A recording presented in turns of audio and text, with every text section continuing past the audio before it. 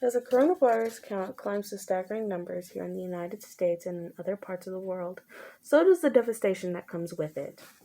The mental health in coronavirus patients and the first responders have deteriorated dramatically in the global pandemic that we are in now.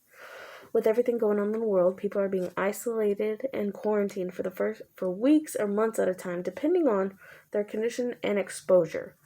People have to cope with being alone for the first time ever, some of them, resulting in finding out if they have a mental problem or illness that they secretly battle. For first responders, also having a hard time dealing with the sight and tragedy of thousands of people with the virus and people dying. The rate of suicide, post traumatic stress disorder, anxiety, and depression have seriously increased since the global pandemic has started. Post traumatic stress disorder is not only for the people that are first responders, but also for the people who are going through this virus crisis. The people who have the virus are not the only ones that suffer. They bear this tragic side, also suffering. When they try to help others, the first responders are also risking their own health and lives, and also their families when trying to risk it for others.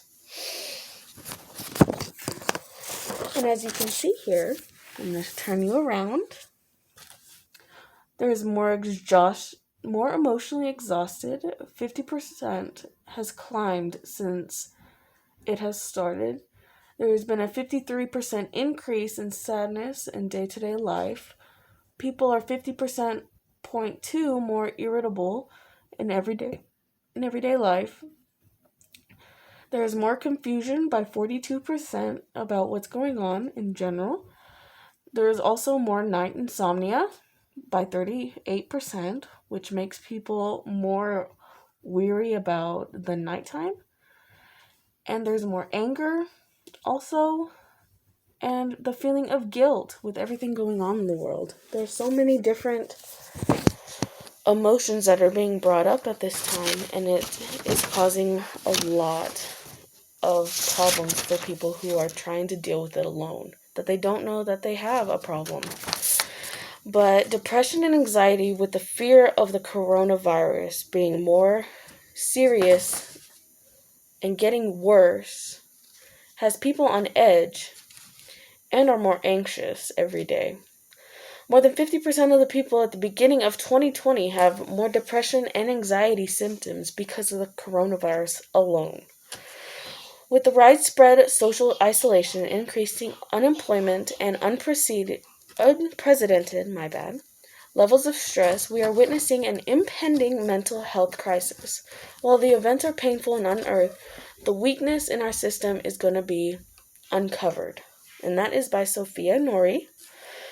Into my research, she is one of my sources. And one of the last things people want to worry about during this time is suicide or death. With thousands dying every day, the stress and anxiety of the different everyday life that we used to know has really put a toll on people who are suffering in silence. The suicide rate has gone up drastically due to the loneliness and hopelessness people are starting to feel with the amount of fear and everything else on my chart mixed together. People that are committing suicide are the ones that secretly suffer the most mentally about everything going on around them, with underlying causes that are there too. The virus could cause between 27,000 and 154,000 deaths of despair, as they call it, from drug and alcohol abuse as well during quarantine when people are trying to cope and they don't know how. This is already overwhelming the underfunded mental health system, there is not enough mental health professionals that need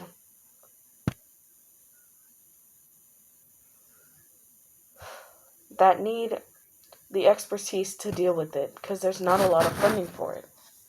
Also, the gaps in insurances also make it very difficult for anyone to get the help that they need during this really painstaking time. The coronavirus is not going away tomorrow, and neither will anyone's disorders, and they're being discovered. So now is the time to really watch about what happens to others around us and others who are fighting for us. Scientifically, it is putting a toll on everyone. But we got this.